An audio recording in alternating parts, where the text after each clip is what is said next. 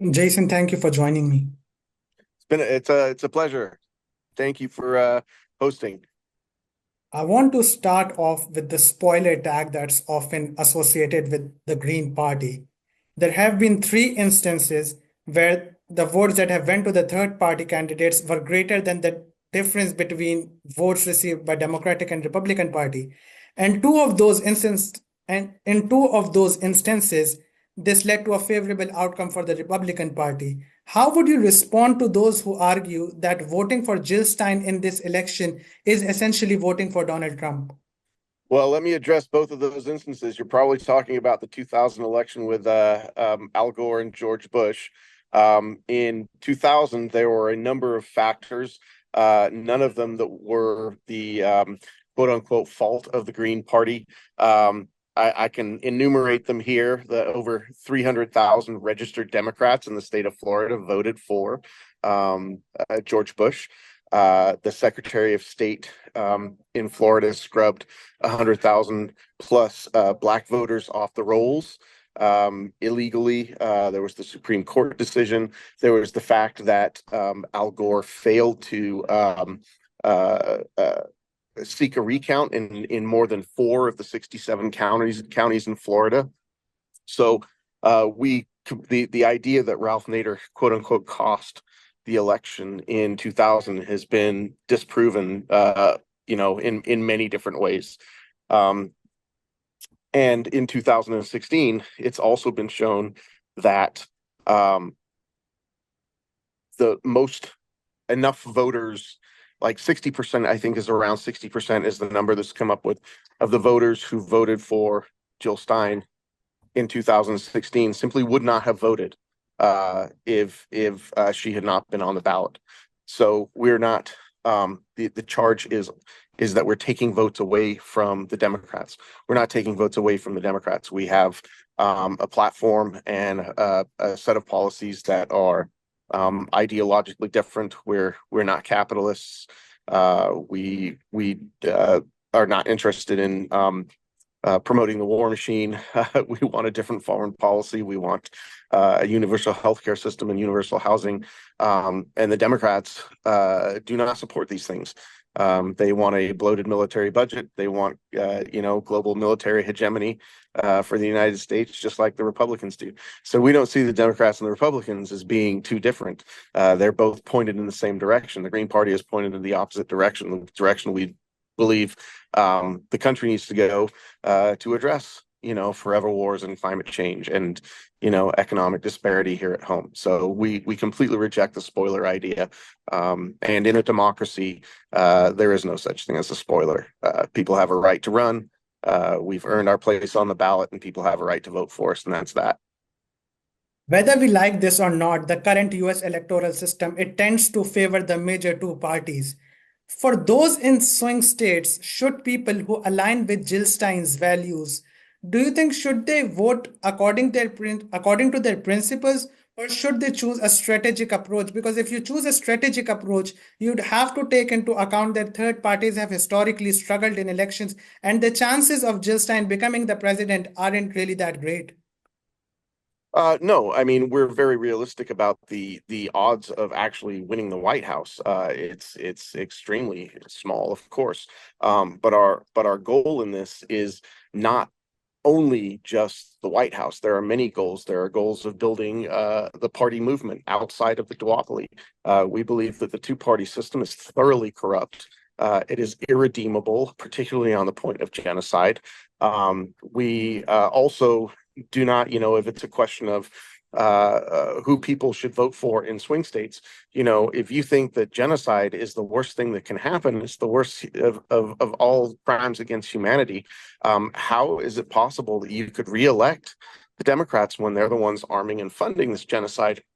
And that the repercussions, the political repercussions, the bar that has been lowered so far to say that this administration will arm and fund a genocide, and we're going to put them back in office because we're scared of Donald Trump. Honestly, I refer back to what Sami Hamdi said, a week or 10 days ago. He said, Muslims survived 4 years of Trump. 200,000 Palestinians did not survive 4 years of Joe Biden. So, it is, and then the answer is, um, because people will say, well, Donald Trump will do these same things and worse. And really, our position is that if we are in a place where you have genocide on one hand and genocide on the other hand, shouldn't you work towards overthrowing that system rather than saying, I'm going to vote for genocide? So there's no doubt that we are in a moral crisis in this country right now with our electoral system. But understand that the Democrats and the Republicans are no different on matters of war and peace. They are no different on matters of healthcare, on housing. They are deeply corrupt corporate capitalist parties, and neither of them serve the American public to the effect that we need to be served. I mean, if we go back to the height of the pandemic, when Joe Biden was in office, as Americans were losing their lives, and we already know that a third of the deaths from COVID could have been prevented if we'd had a universal healthcare system. Billionaires tripled their wealth. The wealth of the billionaire class increased vastly, while the wealth of the average person, decreased, and at the very best remained stagnant. I don't see we do not live in a just system right now. So our goal is to work to change that system, and if this election is a referendum on genocide, then let it be a referendum on genocide. You spoke at length about the genocide, and Jill Stein has called out Biden and Netanyahu as war criminals over Palestine, but she doesn't seem to say the same about Assad over Syria or Putin over Ukraine. She doesn't acknowledge China's treatment of Uyghur Muslims as genocide. If voting for Green Party is about opposing genocide, shouldn't the opposition include all the genocides? So the difference with this particular genocide in Palestine, and I do agree with your point, but the difference with this particular genocide in Palestine is it is one that we are arming and funding and giving political cover to, and that is our responsibility as Americans. So we can protest or say whatever we want about the treatment of the Uyghurs in China, and that has not been called a genocide so much as a cultural genocide. And there's certainly oppression against the Uyghurs in China. And I think Jill has said, okay, we can call Putin and Assad war criminals. They have committed war crimes, but the United States involvement in disrupting, what do I want to say? Sort of, there's our foreign policy creates conflicts that are intended for our capitalist class to exploit. And we have done that in Syria, and we have certainly done that in Ukraine. The war in Ukraine could have been avoided. There were negotiations for peace with Russia and the Ukrainian government in the weeks leading up to it that our own country sabotaged. So and this is not, and the UK, this isn't even disputable. People know that we had instigated a coup in 2014, the Maidan coup. And so basically our foreign policy hands are all over Syria and Ukraine in regards to those conflicts there. But again, I go back to the difference of the Palestine issue is that we are sending billions of dollars to Israel to essentially annihilate the Palestinians. And it's unconscionable, and it is the one that we have to really first and foremost speak out about. And there are genocides happening all over the world, with the Sudan and the Congo, and these are all genocides of exploitation, and certainly we have to do something about those. But I think the imperative in front of us right now is Palestine, and particularly since Israel has taken this in an expanding sense. to conflict in Lebanon now, has bombed Syria, or ground invasion in Syria. I believe that they've moved ground troops into Syria, and that they have essentially broken international law with assassinations inside Iran. Israel has been massively provocative, because we have given them the weaponry and the political cover to do so. So it's that is uniquely our responsibility. It is not just Israel's genocide; it's the United States genocide. Final question, Jason. There have been some doubts about Jill Stein's qualifications as well. United States is obviously one of the world's most powerful countries, and presidency is one of its most important positions. The highest office Jill Stein has been elected to is as a town meeting member in Lexington, Massachusetts. Can you tell me what she has done to advance the stated goals of the Green Party, and why do you Yeah. think? So listen, this is, I reject that. First of all, go back to qualifications. The qualifications are in the Constitution of the United States, that you are a natural born American citizen, that you're at least 35 years of age, you've lived in this country for 14 years if you're,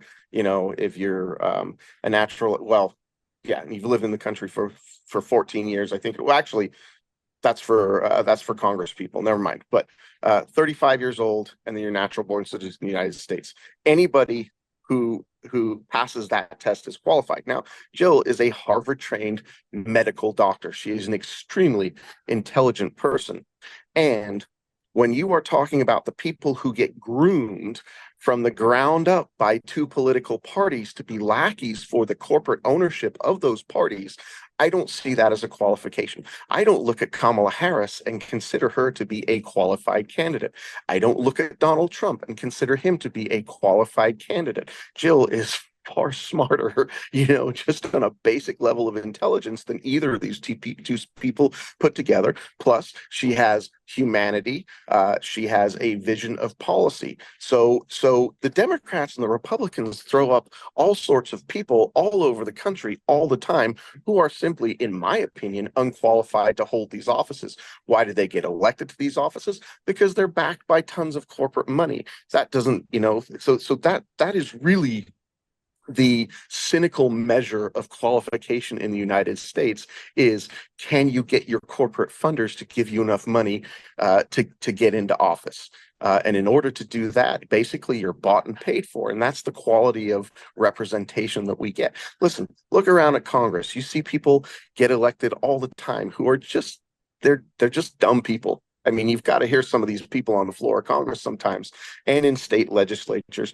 We are not run by the best and brightest, but I will tell you, having known Jill and talk policy, and I've been a policy wonk for 35 years, she is at least as qualified as any of the people that we've got in Congress right now. I don't see your measure of qualification as having, quote unquote, held office before. I mean, look at Kamala Harris right now. She was crowned by the Democratic Party. They didn't even hold a primary. They basically said, Kamala's our candidate. No discussion. You're gonna accept this, and that's what the Democratic Party is stuck with. Could they do better for a candidate? I bet if they held an actual party primary, they probably could. That's the You way our did say politics that works. you did say that Jill Stein is more qualified than Kamala, but what has she done to advance the stated goals of the Green Party? Because her public stance A has lot. been So against. so here's what I would invite you to do. Rather than running off a list, Jill has a decades-long history of environmental activism and community activism. You can go to jillstein2024.com, look at the About page, and read about the history of things that she has done.